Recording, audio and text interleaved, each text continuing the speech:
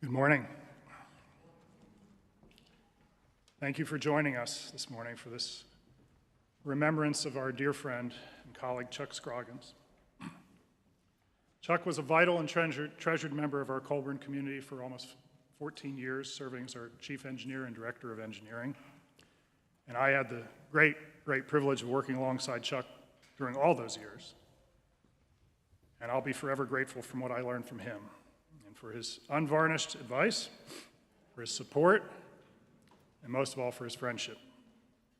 So on behalf of our students, parents, faculty, staff, my colleagues on our senior management team, our deans, our board of directors, I want to express our deepest condolences to his wife, Eleanor, his daughter, Charity, his mother, Marlene Deacon, his beloved granddaughters, his stepbrother, Scotty Deacon, and his wife, Liz, and also to his incredible team of building engineers here at the Colburn School.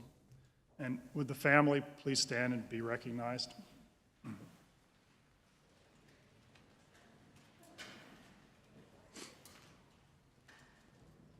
Thank you.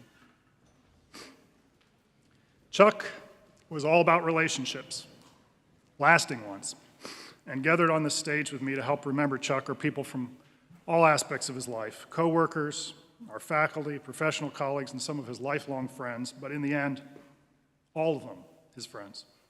Chuck embodied our motto of access to excellence here at Colburn, and there was no aspect of our facilities that he did not touch and improve upon.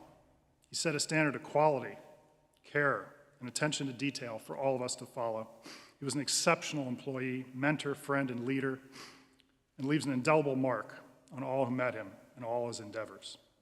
From our beautiful cafe and our early childhood room just outside this hall, to our sparkling pump and boiler rooms, and so many places seen and unseen here on this campus, as well as in the work ethic he modeled, Chuck's presence will be forever with us. He was deeply involved in the design of our future concert hall and dance school just across the street, which many of us on the stage have the privilege to work on with him. And future generations of our students, faculty, and staff, and audiences from across Los Angeles and around the world will benefit from his expertise and dedication to that transformational project. Personally, I'll continue to think of Chuck daily. His love of family and friends, his passion for his work, his loyalty, his extraordinary commitment to everything and everyone, and of course, his amazing ability to do anything he took on. What an inspiration and role model he was and will continue to be for all of us.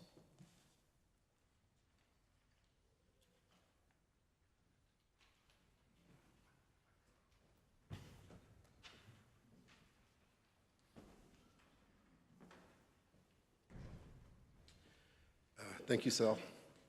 My name is Tom Ochoa. First, I'd like to thank everybody for being here and joining us on this celebration for Chuck.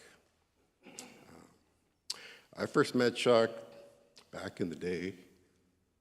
He hired me as his graveyard engineer. Excuse me.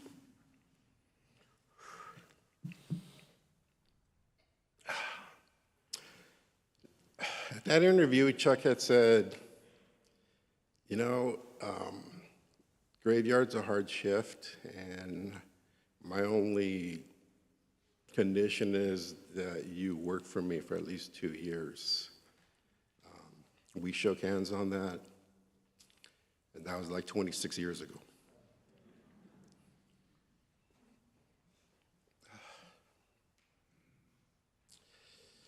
At that time, Chuck was my boss, quickly became my friend.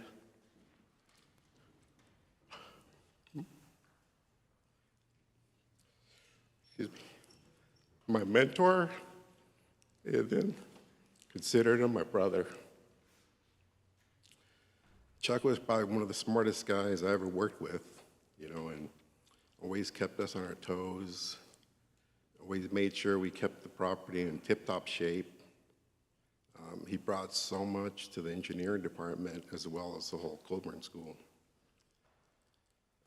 You know, just look around and you'll see the condition it's in. You know, I just wish we were here for his retirement party. Instead of something like this, but I don't know why the good ones go first, but we'll totally miss him, but we'll never forget him.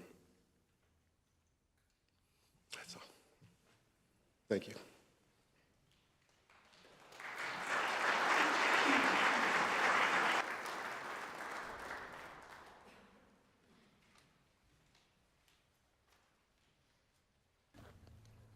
Dear Chuck,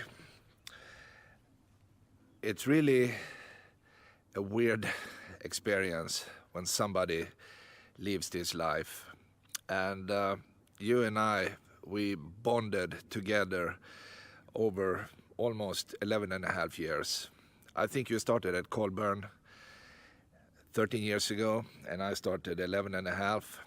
And since that time, we just got closer and closer and closer. And we became very, very good friends. And I wish I could tell you how much that meant to me. It was really a great thing. When I got the news Saturday morning, I thought it was kind of a joke. It's like, what happened? And because I saw you just a few hours ago, that Friday we sat in your office, kind of eating Chinese food for lunch. We had some chocolate. I remember there was some Christmas Seas candy, and you offered me some, if I remember correctly, some oatmeal cookies dipped in chocolate, and that was fantastic. And we talked the usual stuff. After that, I followed you to your car. We continued to talk. We talked about your pension, which is weird now, right? Because you said to me, Oyvind, I really think I should buy another truck, my last truck before I retire. So I have a real car later on. And I agreed, of course, and I said, do it, start working on it. And he probably did. But as we all know, that did not happen. Chuck was a pretty good golfer, so I decided to continue right next to this San Clemente golf course. It's a very beautiful golf course. The unfortunate thing is that we have a lot of power lines coming from San Onofre passing over this area, so that will kind of destroy the view. But anyway, so my first experience with Chuck at Colburn, I can't remember day number 1 and maybe day number 2 because you meet so many new people when you start. But I remember one time somebody said to me, and I think it was Ephraim who told me, if you want to mess with Chuck, you need to rearrange his desk. And why is that? Well, because Chuck's desk was very organized. Every square inch meant something and played a role in what he did in his office. All the pencils were lined up according to some color scheme or something I don't understand. But he was super organized. And his desk literally looked the same for, 13 years. No dust, it was clean, and just showed everybody how organized he really was. And Chuck, he was a hard worker. He always worked, and he wanted to make everything as good as he could. Not only for Colburn, but also privately. And over the years, we worked together in so many projects, so it's almost impossible to remember all of them, of course. And every time, for instance, when we needed some cable to a weird location, I had to call Chuck and say, hey, Chuck, I can't find a path to whatever we need, this camera or security device or computer or phone or whatever it was. And he was always on the case. And I will get back to that in a second here. But also privately, I remember one time I was fixing the faucet in the kitchen at home, right? And I was lying down on the floor under the sink, trying to loosen the screw. And whatever I did didn't work, of course. So I called Chuck and said, "Hey, Chuck, what's going on here? I can't loosen the screw." "Don't worry. Hey, buddy, I'm coming over." "Oh, okay." So 40 minutes later, he showed up with his magic toolbox. And he said, "This is what you need. You need a channel lock." I think that's what he said.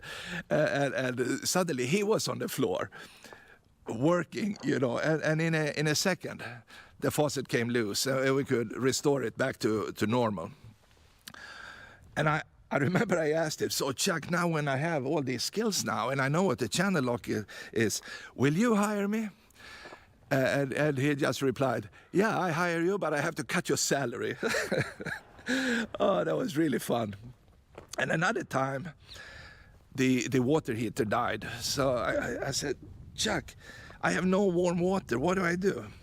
"Hey, buddy, don't worry. I'll be there in a second. But before I come, you need to go to Home Depot and pick up this, or actually order this, and they will deliver this new model." I forgot how many gallons, but anyway, it came to the house. Chuck showed up, and he himself ripped out the old one. It's a heavy piece, by the way. It's very, very heavy. And he installed the new one. And after that, I said to Chuck, "How do we get this? This is like hundreds of pounds, right? How do we get it out?" And he just manned up and became a Hulk. He grabbed that water heater, dragged it out himself. And I said, "But Chuck, be careful. You can destroy your back. I mean, let me help you." And I tried to help him, but I barely could not because it was so heavy. And only these strong engineer muscles could do the job. And I still have the water heater right next to my house. And maybe now I should save it, right? And this year, right before December 1st, I complained to Chuck and I said, "Chuck, you know what? My outdoor Christmas light is going off every year after day one. I put it up, maybe there is a drizzle, maybe there is some evening fog, and it just dies. But it works for all my neighbors. What should I do? Should I buy a different Christmas light? Should I buy LEDs? Should I buy something else?" And he said, No. Your outlet is broken." "Oh, okay." So the following morning, which was like a Saturday, 8 o'clock, he's ringing the doorbell. "Hey, I'm here." And I'm, "What? It's 8 o'clock, Chuck?" And I'm still in my PJ. Well, anyway, he went to action, down on his knees, took out the old one, put in the new one. And since that, everything worked. So thank you, Chuck. My Christmas was saved. I had beautiful outdoor Christmas lights the whole time. And I'm thinking on another project we did at Colburn just a few days before Christmas. The thing is, outside on the main plaza, we have a big camera hanging in the corner. It's a PTC camera. And I was out a few days in the beginning of December, and Ephraim called and said, "The camera is not working, it's dead." And it was kind of expected because it was an old camera. Anyway, so I said to Chuck, "Dude, we need to replace this." But the thing is, this is an old coax camera, and they don't make those anymore. So we need to feed in a modern computer cable into the comm room. But there is no path. Anyway, he was on the case. We went up, we found where it's, coming into the school, and that was behind Yehuda's desk in his office. So before I knew it, right, he had a whole engineering crew up there. We cut up the drywall, we were up in the ceiling, and eventually we found a path. And the day after, when I called Chuck in the morning, I said, "Chuck, how is it going?" And he said, "Dude, I'm up in the ceiling. I'm crawling around. I can't talk now, so see me when you're in." And I said, okay, I'll leave you alone. So see you in a minute. And when I came in, everything was done. He coiled up the cable, and this is how it looks like. And he did a really good job.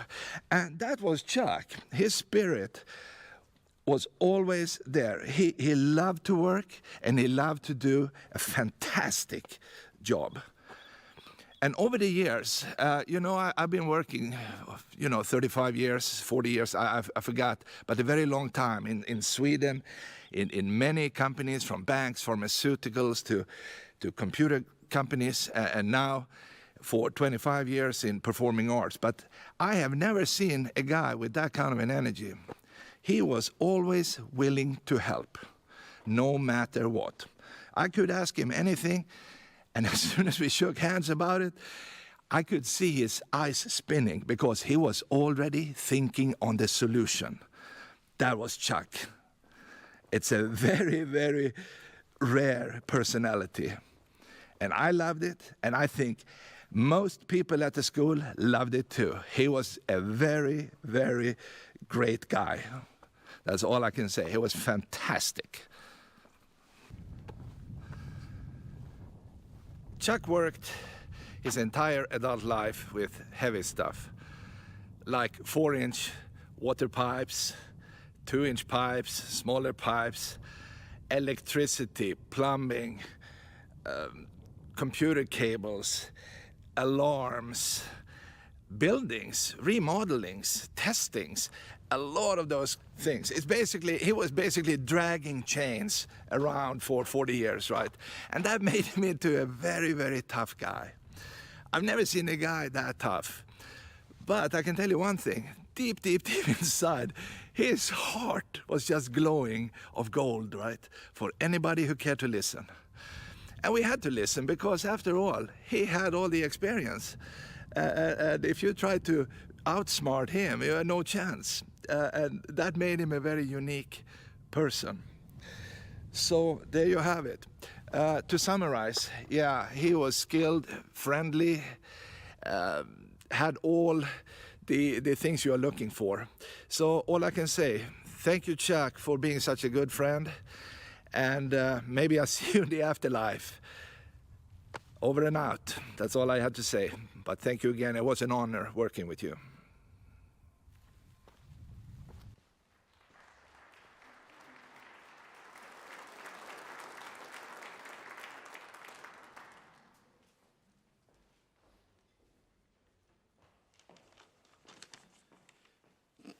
Good morning. My name is Art Dominguez, and I'm a classmate of Carmen. Carmen was Chuck's older sister, graduated in class of 77 from John Glenn High School. I'm also family to Chuck by way of my sister Frances marrying Tony Guerrero, who is Eleanor's oldest brother. So you can call us family, which Chuck often did. What can I tell you about Chuck? Just kind of like what everybody else said before me, a troubleshooter, networking guy, a hard worker, dedicated, and there is no other Chuck that I've ever met as good as him. He loved his mother, Marlene. I haven't seen Marlene here, but Marlene, he loved you tremendously, said tons of good words about you, and he cherished the fact that Ron, Deacon, came into your life. Scotty, his stepbrother, said fondly things about you and was always trying to connect us to golf. And after you told me how good you were, I didn't want to golf with you.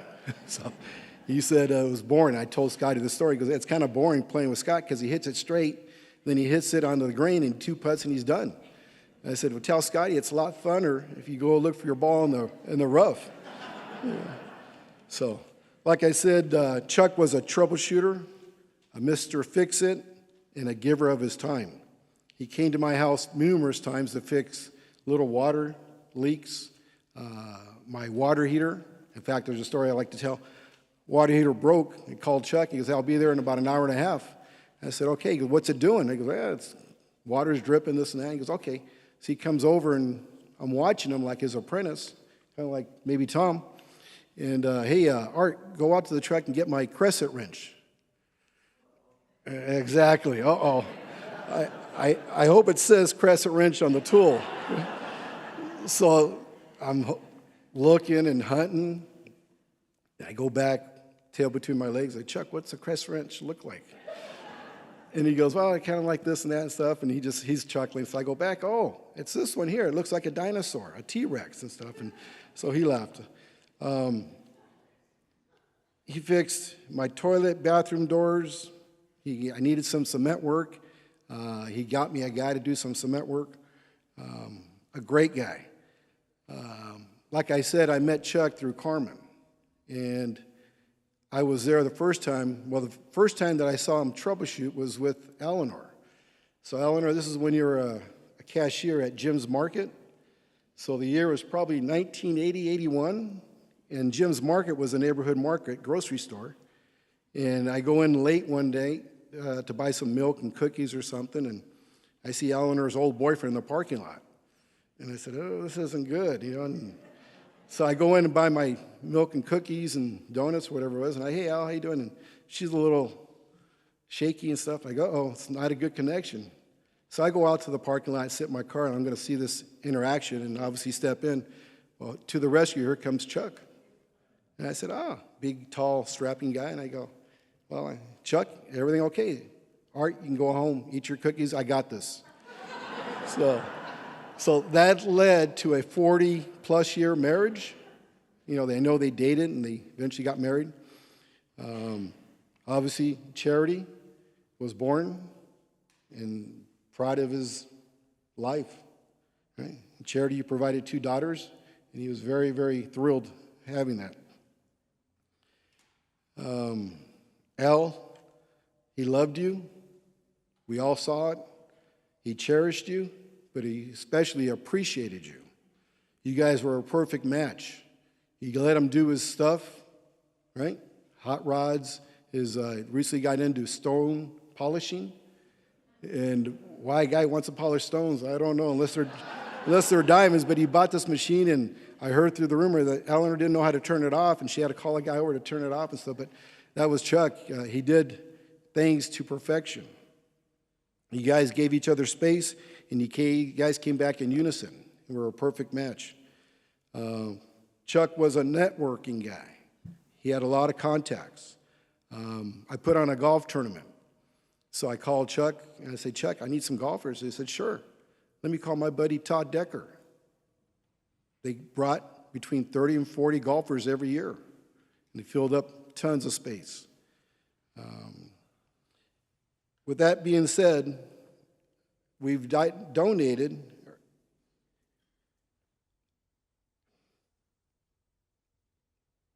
the 17th hole, par 3, in Chuck's honor. So we'll have a sign out there, and hopefully those guys at Todd, I saw you earlier, and we hug each other. Todd, you can bring those guys back, and you can pay tribute to Chuck on the golf course. Probably the greatest compliment that a guy can give is call you family, because he knows he loves you. But more so, on emails or phone calls, he would call me his brother. Chuck, you'll definitely be missed. He loved this place. He loved the school. He invited me up several times. Come on up. We'll have lunch. And I'm thinking just an old building with a cafeteria.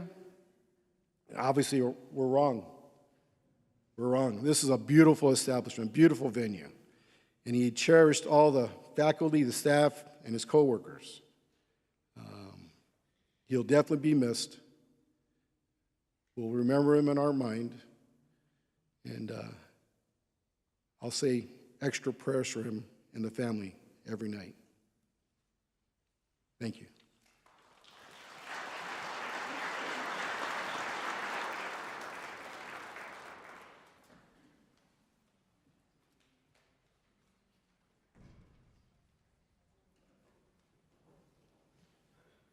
Good morning. My name is John Stock, and I was Chuck's best friend. I tried to write a couple speeches, but I know I couldn't get through them. But I met Chuck in 5th grade. We got into school, high school. We went to LA Trade Tech together. We worked at LAX together for 4 years. He was a big mentor to me in my profession and also in life. Chuck was always there to listen. He was a great friend. He loved his mother, he loved his wife, he loved his daughter, he loved his granddaughters. And my prayers go out to all of them.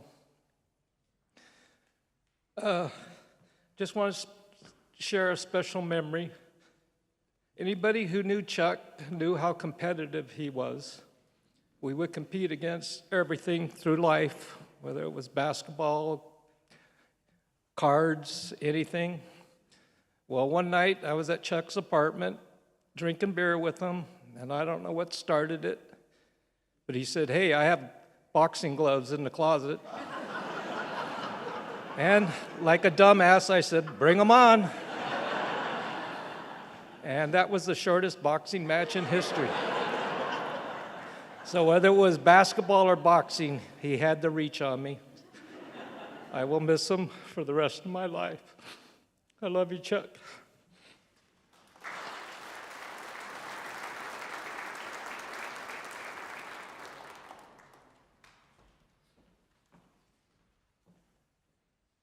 Good morning, everybody. My name's Tim Tuttle, and I've had the pleasure to know and work with Chuck and be his dear friend for over 35 years. So everybody knows what a great guy Chuck was, so I'm not going to go into all that, but I'm going to tell two short stories of Chuck and I together. The first one, actually, they're both where I almost died. So the first one, he was working at Library Tower. I was a window washing contractor at that time and was awarded the contract down there by, I'm not sure if Michelle, you were there at that time, but Steve Acorn definitely was. And so I was kind of rammed down Chuck's throat.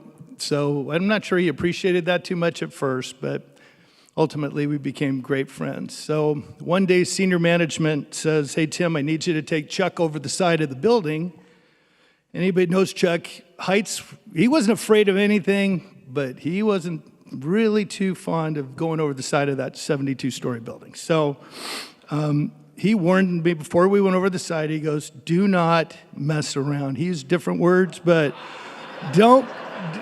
he said, "Tuttle, just don't mess around." So, of course, we get over the side and we're out over 5th Street, about 50 feet away from the building, bringing it in. And I thought it'd be kind of funny to, jump on the side a couple times, and the stage rocked. Within a fraction of a second, Chuck had me by the throat, off my feet, and I'm not exaggerating, and said, "I will throw your scrawny ass over the side if you make one more move." So, I accommodated him, naturally. But at this point, we were already pretty good friends. I was really hoping he wasn't going to do it, but the way he was clenched onto the rails, he clearly was not happy out there. So, second story, he decided he wanted to go fishing with me. So he meets me up at Castaic Lake one winter morning, and it's freezing. It's probably 30 degrees or so. Wind was blowing out of the north. It was horrible conditions, and we decided to go out anyway. We start leaving the harbor, and his first words out of his mouth is, "Has anybody ever fallen off your boat?" And I said, "Of course not. That's no way, man." So that was the kiss of death, of course. Half hour later, I had a trolling motor off the front of the boat, and it was stuck down because the wind waves had crammed it into position to where I couldn't move it. So I'm standing up on the bow of the boat like an idiot, jumping up and down on this thing and pulling on the handle. Well, it finally gave, and so did I. So next thing you know, I'm in the water, and water was about 48 degrees, so it was pretty chilly, and I had so much clothes on, I would have sunk in about 30 seconds, and that's the truth. And before I think I even hit the water, I had Chuck's long arm of love grab me by the scruff of my neck in the jacket, and he's hanging on, trying to pull me over the top of my, it's about 4 feet off the water. I probably weighed 300 pounds with all the weight. And that son of a gun, he almost got me over the bow. And, by the time I got my wind back, I said, "Chuck, just let me slip back to the back of the boat." And now he's got me by my two hands like this, right? And I'm shaking and freezing, but he's got a death grip on me, and he looks me in the eye and says, I'm not letting go. And there's no doubt in my mind we would still be there today, and that was 25 years ago. He wasn't about to let me go. And so he gets me to the back of the boat, and it was much lower where my transom is, and like freaking Hercules, this dude just rips me out of the water. And next thing you know, I'm, all soaking wet, sitting in the middle of my boat, staring up at him, and, almost broke his back trying to get me in. And then we started laughing, and uncontrollable laughing. But truly, and I'm out there by myself all the time doing stupid things like that. If it wasn't for Chuck, I wouldn't be here today.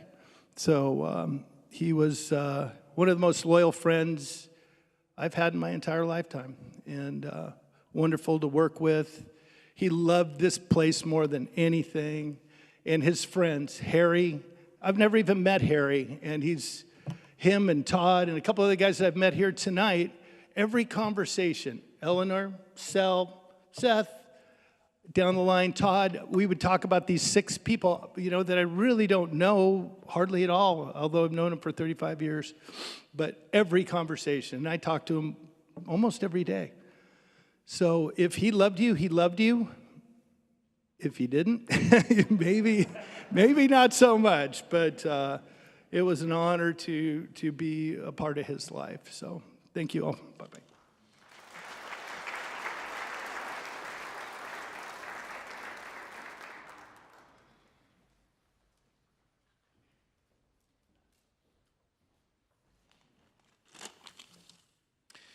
My name is Bill Spurgeon, and I'm proud to say I was a friend of Chuck Scroggins. Chuck and I met almost 8 years ago to the day. Back then, I was asked by Sel Seth to help this school buy a site and expand this wonderful campus.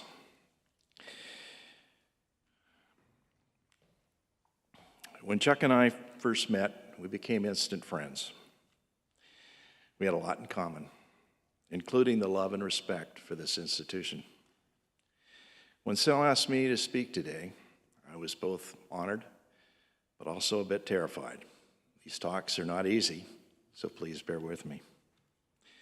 When I began to think about what I was going to say today, I decided to sit down and spend an afternoon and write down some great stories and some fun times that Chuck and I have spent together. After I finished, I decided to consult another dear friend, a character by the name of Don Julio.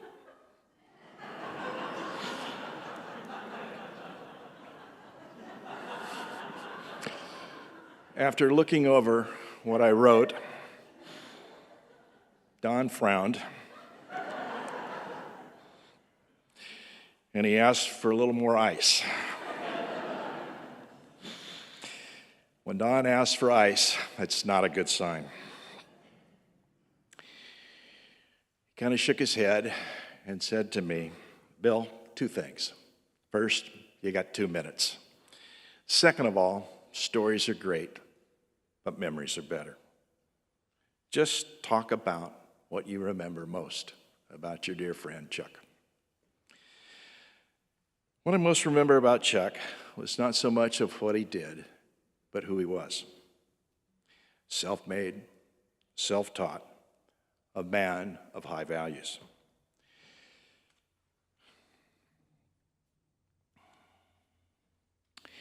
In my mind, he was one of the best operating engineers I've ever seen. And believe me, over my 55 years in this business, I've seen a lot. For Chuck, it was all about relationships and mutual trust. He had a lot in common with me along those lines. Chuck would simply ask for you to give you your best price and your best work. For those of you who worked with Chuck, you knew that he could fix almost anything. For him, it was all about solving problems. It was all about relationships and building professional friendships. Chuck was one of a kind, and he'll be missed by so many. Life has a strange way of sending us some good times, some challenges, and on occasion, some tragedies. In my case, I lost my dad before I was 7, my mom before I was 23. As tragic as those events were, each one of them gave me some strength and made me a much better person. So for Eleanor, Charity, Sophia, Aliana, I have a message for you. I know firsthand that you never really truly lose someone you love, even in death. You will find that Chuck, in very subtle ways, will at very many times participate in your daily lives and help you with the difficult decisions you'll make for the rest of your life. I, for one, will miss our daily chats. And I also will be looking up to the sky many times and say, okay, Chuckles, now what? I remember each call we had, most of them ended with Chuck's famous, yee-haw! In closing, I just have one thing to say. Chuck Scroggins, thank you for being my friend.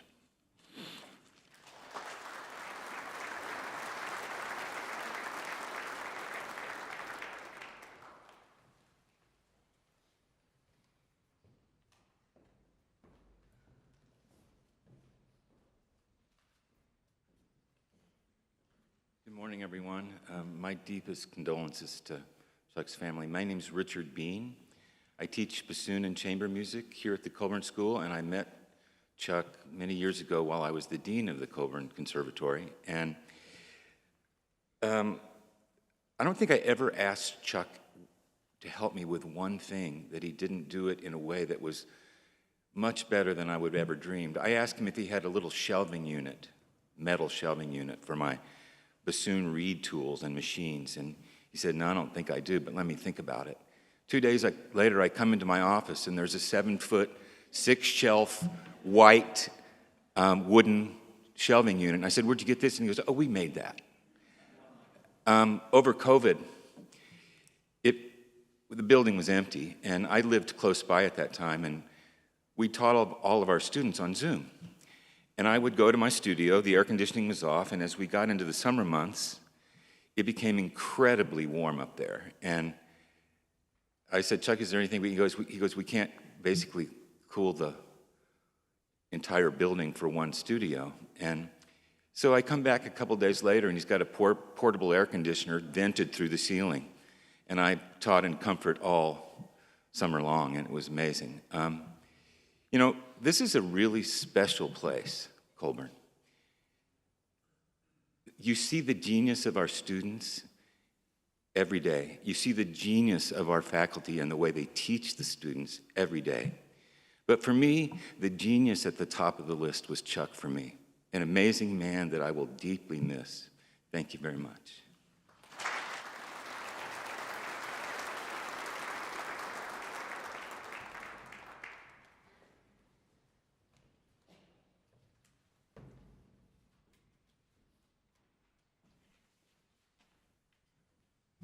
Good morning. My name is Robert Lipset, and I'm a faculty member here at the Colburn School. I teach in the Hyphen studio upstairs. It's like a building within a building.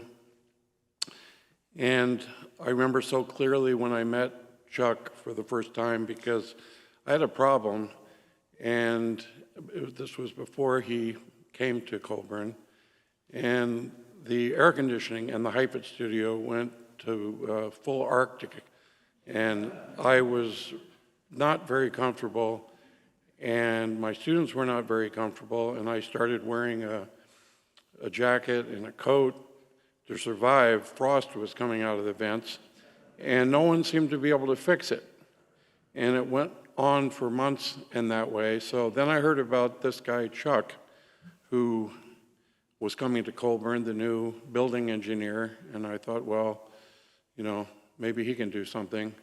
So I think it was the second day he was here, And I went up to him and introduced myself, and he was very nice. And I described my problem to him, and it was fixed in one day. And I've never, ever had a problem since. Chuck was my friend. I found out he has a lot of friends, but I felt like he made me feel like I was an important friend to him. And we had long conversations. He loved his family. And he is the kind of person that because of him, the rest of us can do our jobs. And we don't think about it too much. But without Chuck, gradually the world just grinds to a stop. And then you say, what's going on here? You know, why aren't the lights working? Why aren't, systems working? Well, that didn't happen with Chuck. And if there was a problem, it was fixed so quickly. Chuck was a man's man, and he loved cars, and he loved motorcycles, and he had this wonderful Camaro that he built, hand-built, custom. He was very proud of that. And he had a beautiful Harley Davidson that he liked to ride. And so one day he was riding down the boulevard doing about 50 miles an hour, and he had put what's known as a riser for the handlebars because he was a big man and needed them up a little higher, so it wasn't a stock part, but he put it on there. And so as he's riding down the boulevard at about 50 miles an hour, this part broke. And now he's riding along with handlebars that are not connected to the motorcycle. Well, anyone who's ridden a bicycle or a motorcycle, you know this is not a good thing. But Chuck is maybe one in a million. He knew two things. One, this is really messed up. And second of all, I am going to crash. It just depends on how bad and how soon. So he still had control of the throttle, and he kept his composure and rode along. He had his clutch. And so he went for a while just with body movement to control the bike. And he picked a spot up ahead that was clear, a good place to crash, and he gradually slowed down and slowed down and slowed down until the bike started to wobble and he started to lose control, and he drove off the road into the clear and going about 15 miles an hour and crashed. And he got up and walked away from it. That's kind of a one in a million kind of guy, I would say, that could have the presence of mind. I think most people would have just crashed instantly. So I miss Chuck. I'm struggling because I miss him a lot. And as we all do. Thank you.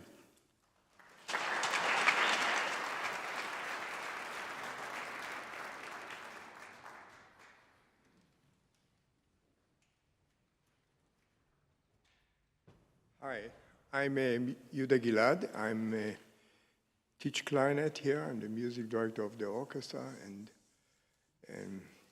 very involved in many other stuff. But for me, Chuck was the MVP, most valuable player. I mean, the understanding of the school from the engineer side of what it takes to work, it's next to genius. I mean, it's really a genius.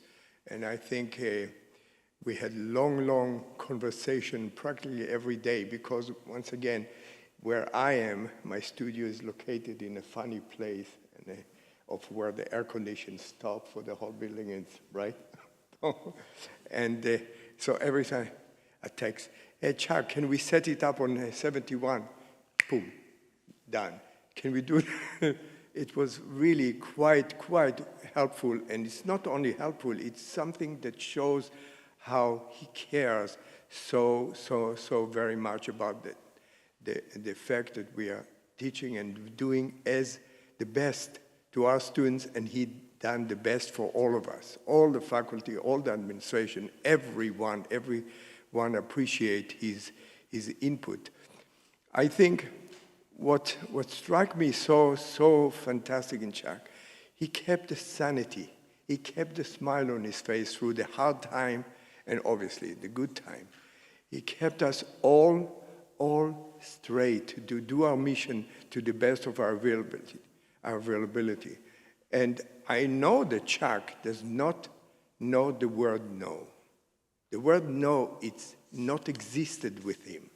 Whether we need to hang something that's a little bit more, or to put a little something on my bicycle to slow it down in my room, or to do the small things.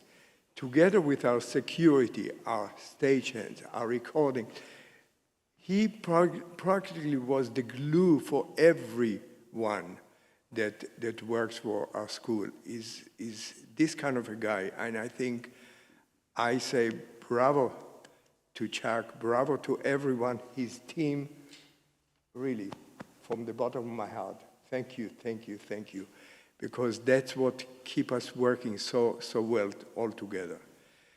I was in a state of shock for a week or so, because I just had a long conversation with him like we do practically every day. And my love to the family and to all the friends. Apparently he has many that feel exactly the same as I do. So thank you, Chuck, and please bless us.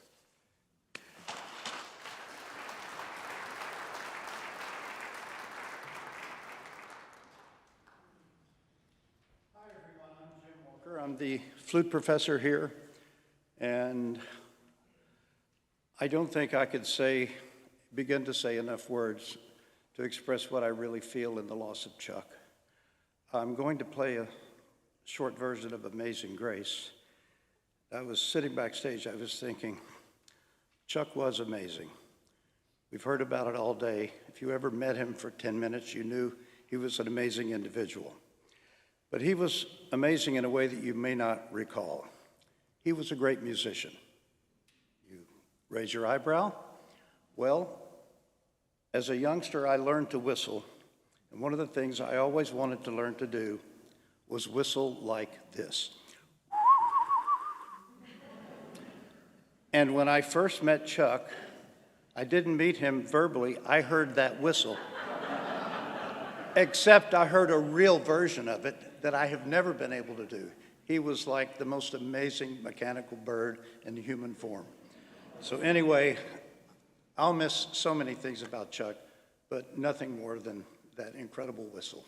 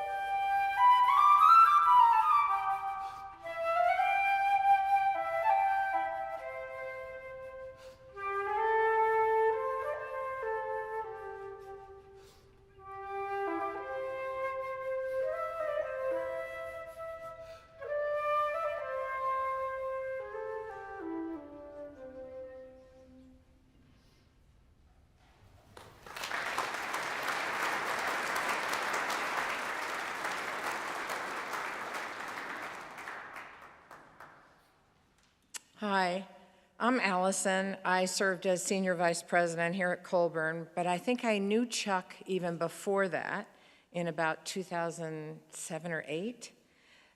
I've been gone from the school for 7 years, but Chuck and I remained close friends. In fact, we had our catch-up just a couple of days before his passing here on the Plaza, and it ended with one of those big old bear hugs that only Chuck can give anybody that sticks with you, I hope now for a very long time.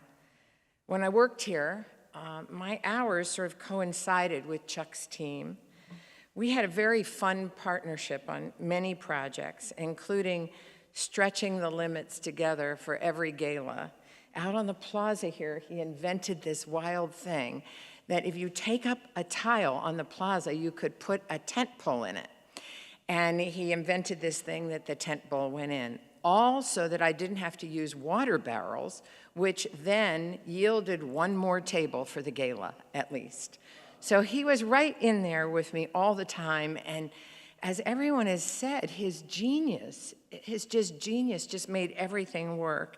He was an ideal partner for anyone that had the good fortune to be his partner. And along with the faculty and everyone here and the students, everyone felt this incredible deep commitment to the school. Chuck was admired because, as we all know, he spoke his mind, and one always knew where they stood with Chuck. He always spoke very fondly of his wife, Eleanor, and his daughter and granddaughters. I loved to see pictures and hear stories. Chuck had one of the strongest moral compasses that I've ever encountered. I really don't know how he managed to be so efficient, play golf, go to people's houses on the weekends and fix their water heater, and managed everything with such responsiveness, but he never sacrificed quality. If he got it done in 24 hours, it was as good as if he had taken 3 months to do it. Chuck managed literally the impossible with a sense of adventure and enthusiasm in everything he undertook. Chuck had very, very high standards for everyone, for his projects, for his workers, and for his friends, and for the Colburn School. He had a lot of empathy for others, and many of us followed his lead. Chuck's leadership lifted this school, and with it, it lifted all of us too. I know Chuck is finally getting some well-deserved rest with his sister, who he loved so very, very much, and that Chuck's dear, dear family knows that you are so loved by him and cherished by this very special and rare human, who I was fortunate enough to call my friend. Chuck will always be missed, he'll always be remembered, and all of us owe a great debt of gratitude to Chuck's family for sharing so much of him with us.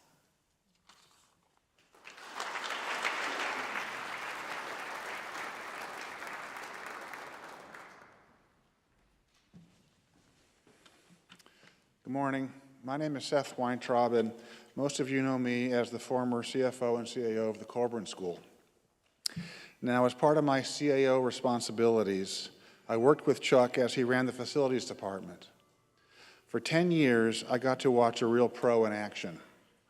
He knew pretty much every aspect of building management, from electrical, plumbing, heating, AC, concrete, drywall, painting, and even locksmithing.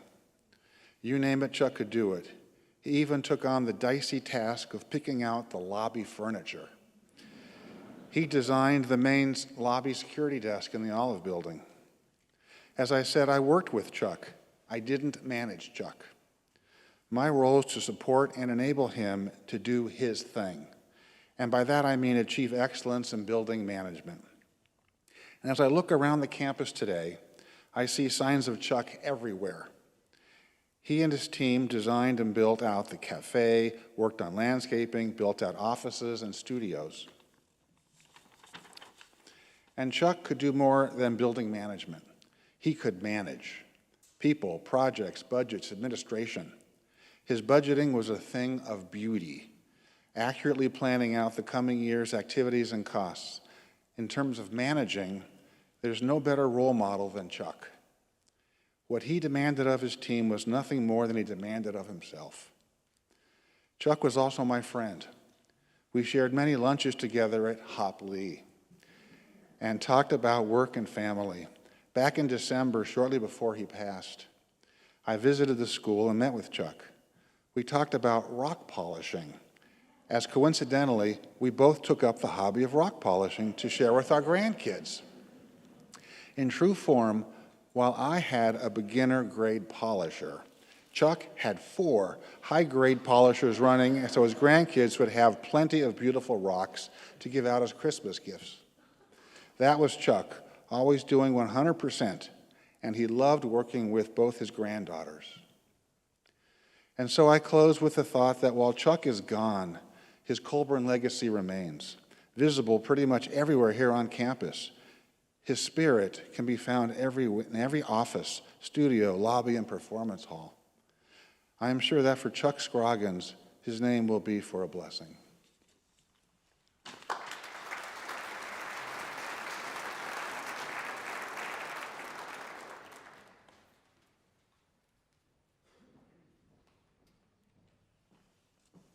Hi, I'm Chuck's daughter, Charity.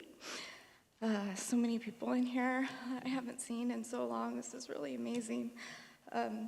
Thank you, everybody, for putting this on. I mean, there's no way my family could have done something like this and gathered so many people, and it's just like such a gift, and we're so grateful. Something that popped in my head is my dad would always say, like if he's watching something on the news, or he'd go, oh, that's a class act, that's a classy move, and that's what he would say about this. Like, you know, everybody stepped up and was like, this is what Chuck would do for us. This is what we want to do for him, and thank you so much, thank you.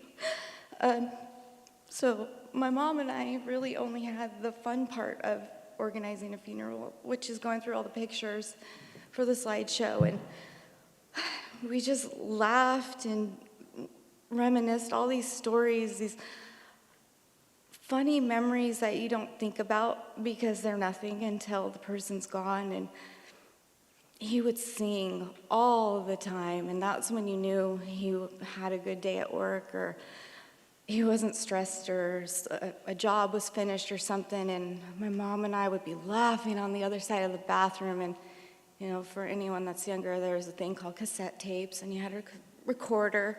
You didn't do it on your phone. We would slip the tape recorder and push record and record his singing, and then he'd forget the words and make up his own words, and we'd just be giggling like little kids on the side of the door, and just like, this is ridiculous. And he would always end it with, hey! And the whistle, I know, Miguel, you're in here somewhere. Miguel's got the whistle, if anybody wants to hear it, because I'm going to make you whistle for me later. I had the pleasure of working at Library Tower when I was 15, and I loved everybody that I met there, and everybody, oh, your dad, he's the best. He can fix anything, and he's so happy. He loves you and your mom so much. And I'm like, my dad? Like, what are you talking about? I don't get that, but I'm 15 and we fought all the time. But I saw him as this person that fixed everything, was everybody's little hero, and swooped in and did stuff that no one else could do. Or, you know, I thought it was gonna be this big flood. I know so many times art, and like, I went over to Arts at, you know, midnight or whatever it was, and I fixed it for him, and it would have been horrible, but I stopped the leak, and then we're going to send somebody over there, and it's all going to be fixed. And that's who he was. Everybody, if he loved you, you knew, and he loved you passionately, and with every bit of him, he was loyal, and all he expected was love and loyalty back. And sometimes that expectation led him to a little bit of disappointment, but at the same time, it kind of lifted everybody up around him, just to kind of like, He's the yes man. Everybody said the same thing over and over. He was the guy that you went to. There wasn't a no in his vocabulary.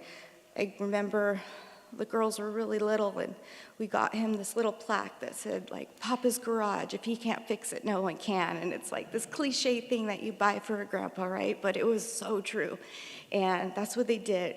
Hey, Papa, my this isn't working. Oh, let's go out to the garage. And they sit there, and you turn it like this, and he wouldn't know. My girls know what a crescent wrench is, and all that. They were, no digs. But he made sure that those little girls knew how to work on something and that there wasn't a, this is broken. And my youngest, when she runs into a problem, she has a lot of trouble with processing that. And he was really patient with her. And I think he stepped up in a way that I didn't know that he was going to do. When my girls lost their dad, he was just this stable person that I thought, okay, well, when they get older, my dad will walk them down the aisle. And, you know, he told Liliana so many times that he's going to buy her a purple truck when she turns 16 and teach her how to drive. We're on the way here today, and I said, where's Papa? He owes you a purple truck. And we're looking at all these cool cars driving into LA and stuff, and it's just like all these the little things that pop up. When we're looking through pictures, we're seeing other people that we've lost and kind of using this time to reflect on not only him but other people. And a huge one that other people have mentioned is my Auntie Carmen. She was my dad's biggest cheerleader, and I don't think he ever got over that massive loss. And then here we are, the same thing happens with him, and it's like we don't know why. And I know that she was in the front of the line of people there waiting to greet him, and I know she pushed her way to the front and said, that is my baby brother, and I am hugging him first. And it's so bizarre just to think that this massive person is just no longer here anymore. But like everybody said, he is everywhere. And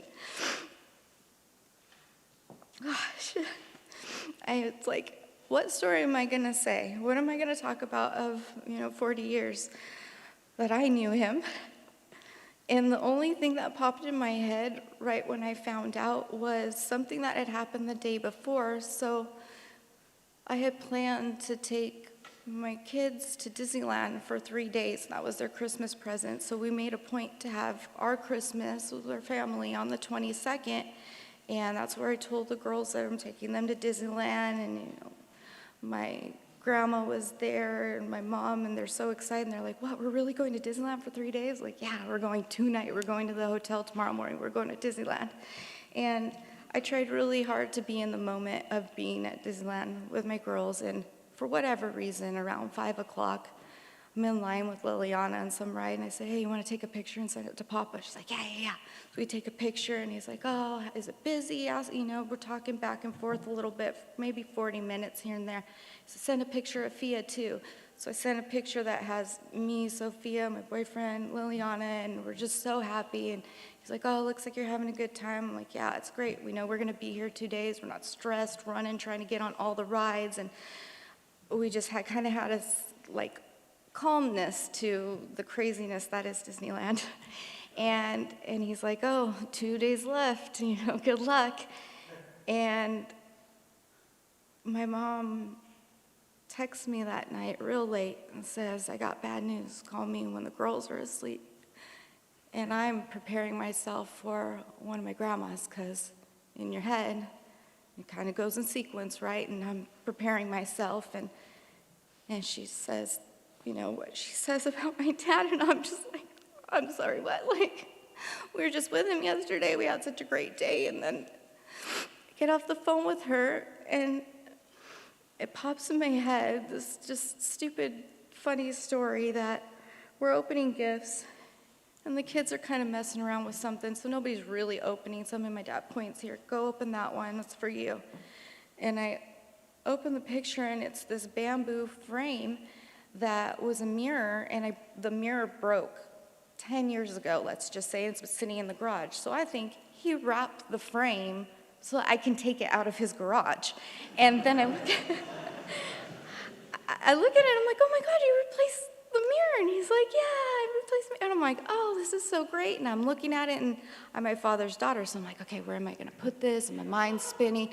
And I talked to my boyfriend, I go, hey, we needed something for over the bed, let's hang it over the bed. And he just didn't even miss a beat, and he goes, yeah, on the ceiling.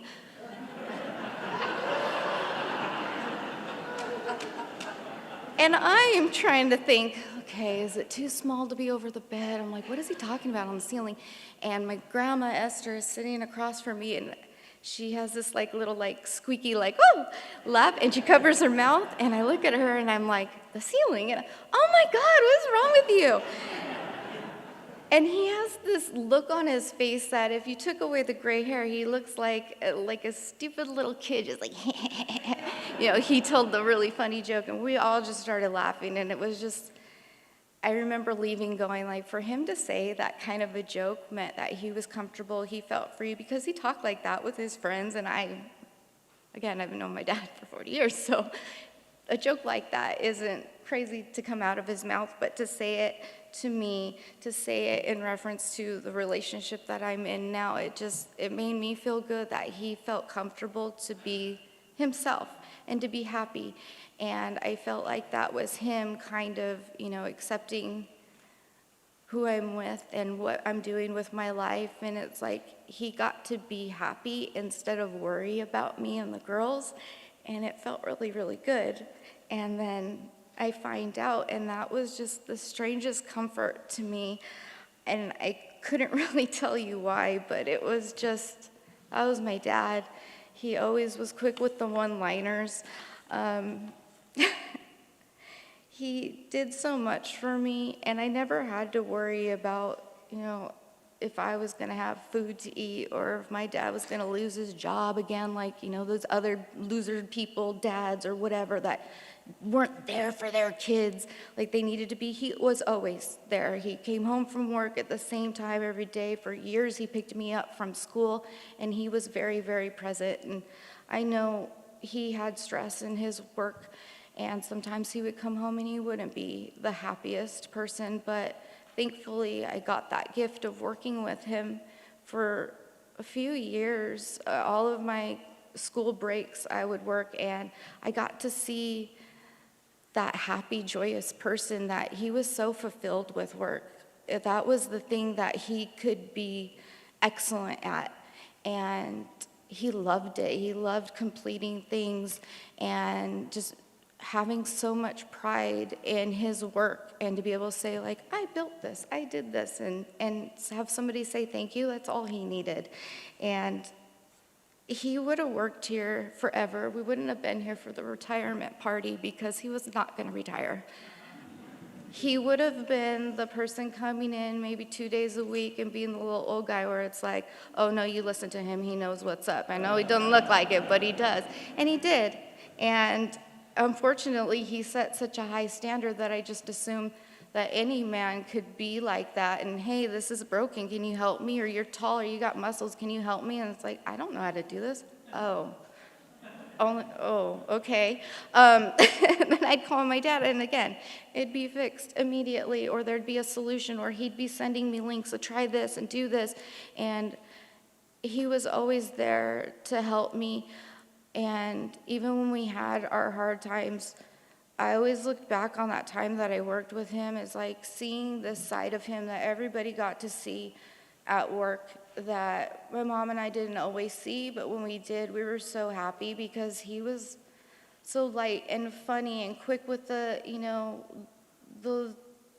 dirty jokes, the smart things to say. He was always really witty and would catch you off your guard a lot, and it made you feel safe And a lot of people say, you know, he referred to me as brother or family, and it's true, and he felt that deep into his core. And he could have been this totally, totally different man from how he grew up and the example that he was shown.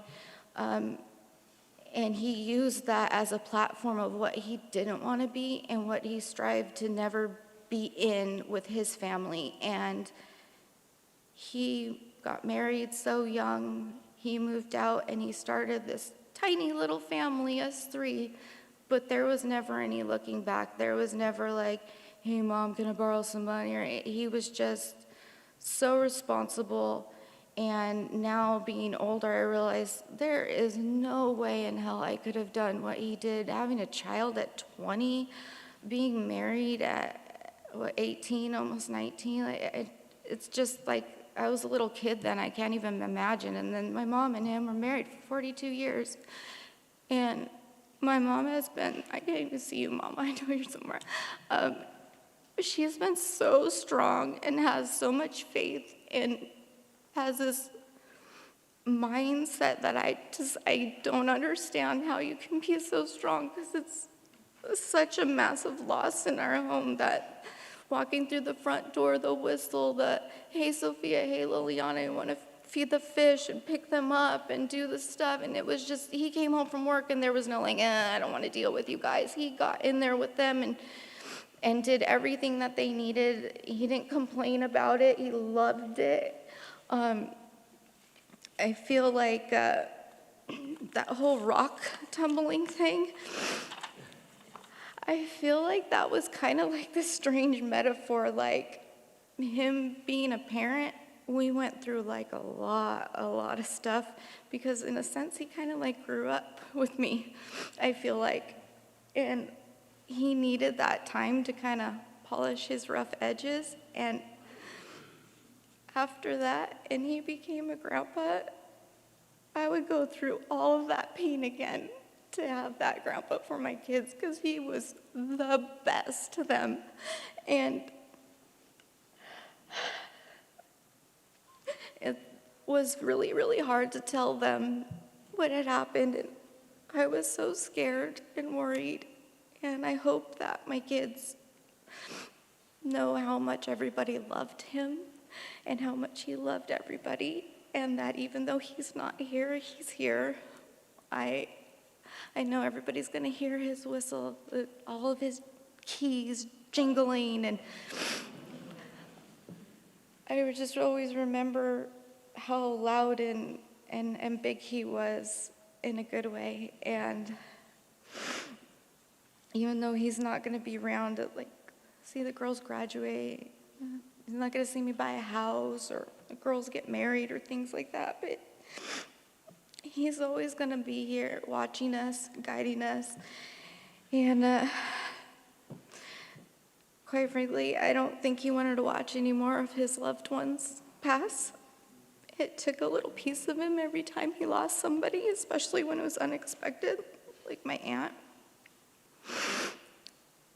And I don't think that he was ready to, go around the whole party saying bye to everybody. So he just, snuck out the back and left. And then, yes, pun intended, he orchestrated this whole day to make everybody come to one place and say goodbye to him. So I guess the joke's on us. But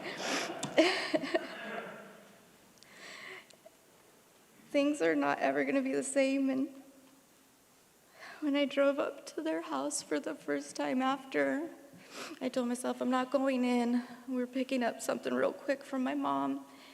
And I was talking to Liliana about something completely unrelated, just a casual conversation. And I glance over and I see his truck in the driveway. And I just lost it.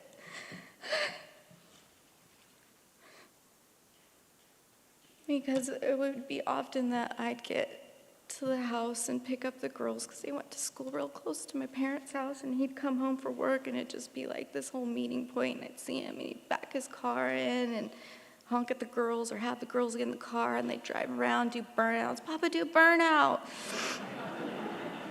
So I guess I need to start practicing my burnouts. But I'll figure it out, my father's daughter.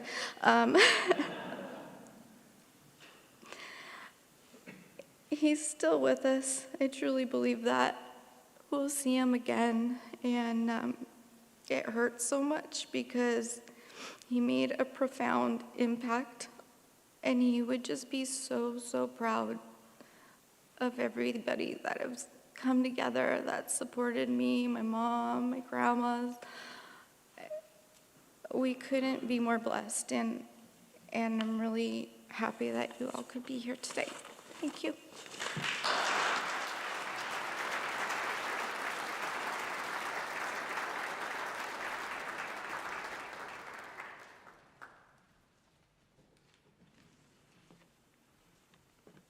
I want to thank everybody for being here today, and thank everybody here for speaking so eloquently. And I know how hard it is, but in a way, somebody like Chuck, it's also easy to speak about somebody like Chuck.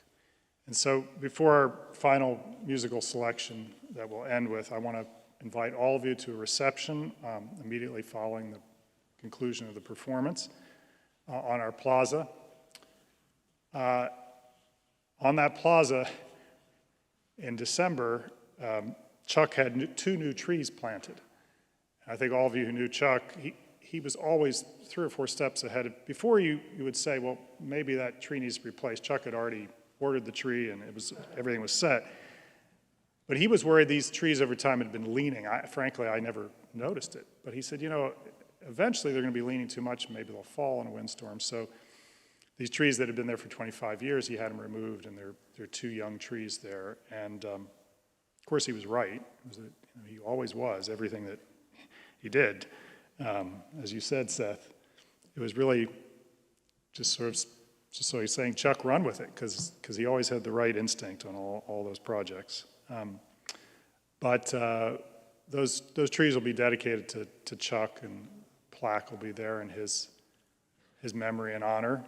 And you know, as you walk around the school today, if you see one of us who's been at the school for many years, just ask, like, well, did Chuck have something to do with that? And the answer will probably be yes.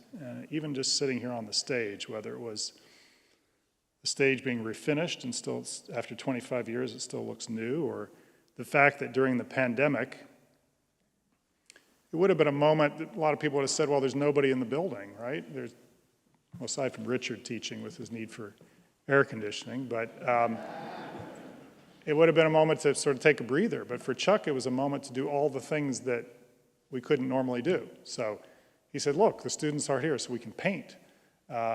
This is a moment to do carpeting. So this hall, everything was recarpeted. Every inch of this campus had new carpeting. I remember coming into the office over the pandemic, and Chuck had realized that the executive office doors, which are these white doors, we were always kicking the bottom of the door, right? So he'd installed these beautiful stainless steel kick plates everywhere. Nobody asked him to.